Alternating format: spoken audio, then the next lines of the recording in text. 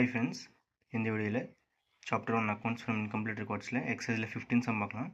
So from the following particulars calculate total purchases. So information கொடுத்துருவாங்க. So first நம்ம வந்து bills payable account open பண்ணோம். அதுக்கப்புறம் வந்து total creditors account open பண்ணோம். அதுக்கப்புறம் வந்து total purchase கண்டுபிடிக்கும். ஓகேவா? So first நான் வந்து bills payable account open பண்ணியிருக்கேன். ஓகேவா? So first வந்து opening balance எழுதலாம். opening balance வந்து credit side தான் வரும். By balance brought down 25,000. அதே மாதிரி total creditors opening balance எழுதலாம் by balance brought down 30,000. Next பார்த்தீங்கன்னா இதில் paid cash to creditors 1,20,000, that is creditorsல to cash 1,20,000. Next வந்து paid for bills payable, that is bills payable accountல to cash 30,000.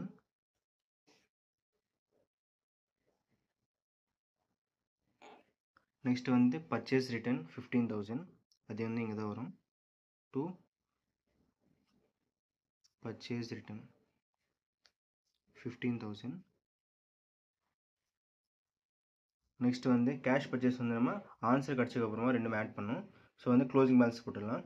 So creditors வந்து closing balance to balance carry down 25,000. Bills பேபிளுக்கு வந்து to balance carry down 20,000. So total வந்து 50,000. So inside total 50,000.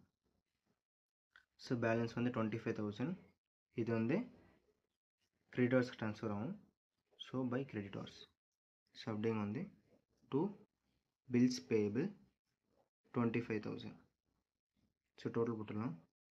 So total வந்து 1,85,000. So இந்த side போட்டுடலாம். Total 1,85,000. So இதுலேருந்து 30,000 balance போக balance வந்து 1,55,000. இதுதான் வந்து நம்மளுக்கு credit purchases balancing figure. So இந்த credit purchase plus cash purchase ரெண்டுமே ஆட் பண்ணணும். ஸோ ஆட் பண்ணிடலாம். கிரெடிட் பர்ச்சேஸ் வந்து 1,55,000 ப்ளஸ் கேஷ் பர்ச்சேஸ் வந்து 2,25,000. ஸோ ரெண்டுத்தையும் ஆட் பண்ணால் டோட்டல் வந்து 3,80,000. இதுதான் வந்து நம்மளுக்கு டோட்டல் பர்ச்சேஸ். ஓகேவா? ஃபர்ஸ்ட்லேருந்து காமிக்கிறேன். தேங்க்யூ.